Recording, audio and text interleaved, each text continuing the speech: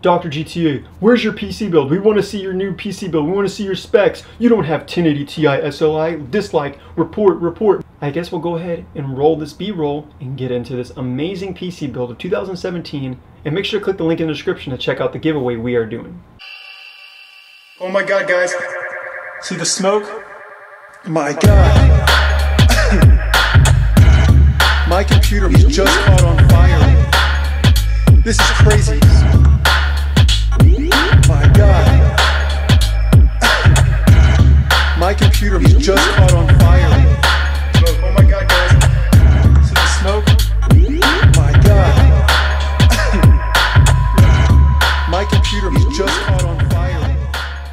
What's up, guys? I hope you're doing good over there on YouTube. My name is Doctorgta if you don't know me. But first off, I like to say this build took about a month and a half to figure out what I was going to get, and then it took a 5-day stage of putting it together. And we're going to go over the good things, we're going to go over the bad things in this build. We're going to first go over all the good things and all the specs, because that's what you guys want to see, right? And I ended up seeing Ryzen. Ryzen was like cheap, and it was a better alternative. So I got the 6-core 1600X Ryzen 5 CPU from AMD on an AM4 slot, and I got the MSI motherboard RGB edition, the only one out, and I'm the only one that actually got one working, I guess you could say, with RGB. A lot of people were having problems with this, especially with the DIMMs and the RAM, which we'll get into in a second. So Ryzen 5 Epic, the CPU is being cooled by a Corsair H110i fan radiator, liquid cooling. It actually had some stock SP120 fans on it, which I took off and put the RGB SP120 fans in the radiator, and that's what's being cooled by. I also removed the thermal paste and used some MX4 thermal paste instead of the Arctic Silver, which is supposed to be more conductive. The RAM is actually using Corsair's RGB LED DDR4 DIMMs, 4 of them, to take advantage of quad channel performance and increase in bandwidth when you go to quad channel versus dual channel. It's a CAS latency of 15, and it was 3000 megahertz. Really good fast RAM. The RAM I picked out on accident, but I ended up finding out RGB LED RAM is pretty cool, and it's in and it fits this build. And it didn't work at first. I had to update some drivers and stuff, and got it working, and I hope you guys do like it. You can change it to any color you want. Anything on this case, anything in this build, you can change it to any color you want. You can have it do different modes, you can have it do different speeds, you can have it stay static, and you can have it flash slowly or faster. You can change anything. It's really crazy. I've been using the power supply for a while. It's an AX1200 Corsair power supply, and it's gold rated, probably overkill by about 100 watts. If you're curious about this case, you're like, where's that case at? This is a glass case.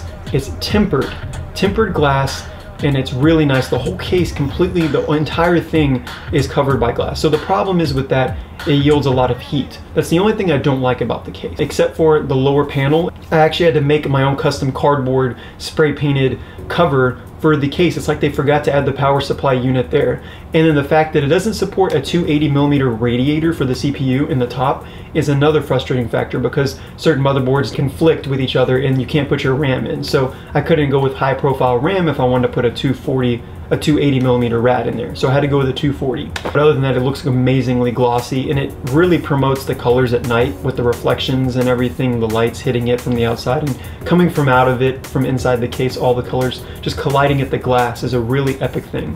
The cable management was a BIA in the back. It took me legitimately, out of the 5 days I spent, building this build, 3 to 4 of those was just on the cable management in the back of the case. The main reason I went with a Ryzen 6-core processor, not a 4-core, was because the additional 2 cores will help with assistance when live streaming. I'm not sure if I'm stupid or an idiot for buying these graphics cards, because no one else buys these, and I bought them from Newegg with a no return policy except for 30 days if they mess up. They were pretty expensive, 1,600 bucks to be exact. NVIDIA branded GeForce GTX 1080 Ti's superclock versions. And not only superclocked, I got them with the ACX style fan that doesn't blow up and the water-cooled closed hybrid loops. The hardest part about this build was actually trying to fit them in the case, because the glass panel wouldn't go on the side. And I took the fans off the original stock radiators on these 120 radiators for EVGA fans because they were just too loud. And I just put them to the front and had the pull coming in from the Corsair fans on the front of the case. What do you guys think? Other than that, I bought an SLI bridge to SLI these together so I could run some GTA 5 videos. If you can check right here, or click the link right here if you want to see the videos of GTA 5 gameplay in 4K with a Riddick's graphics mod. It's pretty crazy. The reason I spent so much on each GPU was because Titan X's are actually 10% less computational than these graphics cards that I bought. So if I would have bought 2 Titan X's, that would have been like $2,000, $2,200 or something like that. If I buy 2 of these, I save $500 and I'm future-proof for next year. The fans on these actual GTX 1080 Ti's do not even spool up. They don't even turn on essentially any of the time, because the way the hybrids are now set up from the 1080 Ti versions, cooling the memory and the CPU together. It's not like separate by fans cooling the memory anymore. It's really safe.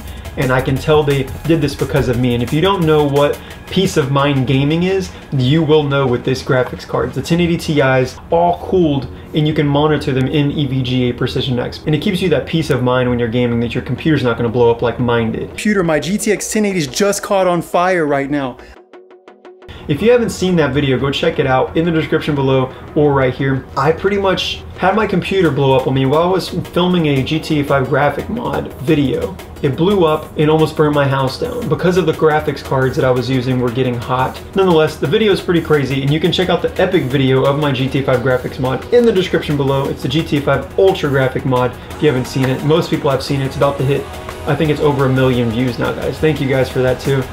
The one thing I did have a problem with the graphics cards was I have an EVGA bridge I bought from EVGA, which is the same brand of the graphics cards I bought. When I tried to SLI them together and put the SLI bridge on, little particle metal clips on the edges of the SLI bridge conflicted with the shroud casing on the GPUs, and they were breaking and bending them from the ports where the SLI bridge contacts. So I didn't know if that was a bad thing, but NVIDIA, you should probably fix that design, because there's something conflicting and I can't get the SLI bridge on. I tried 4 different ways and they end up breaking. So the OS, I'm obviously running Windows 7 because I don't like Windows 10 sketchiness, and maybe I'll probably never update to Windows 10. If you're wondering what my OS was running on, it was running on a Samsung 950 Pro SSD M.2 in the X4 slot, running X4 PCI lanes, super fast, 1500 to 2000 megabytes read-write times. This behind me right here is the Acer monitor. It's a 34-inch widescreen curved monitor, and it's running in 3K, sort of 2K-ish territory. Resolution is 3440 by 1440.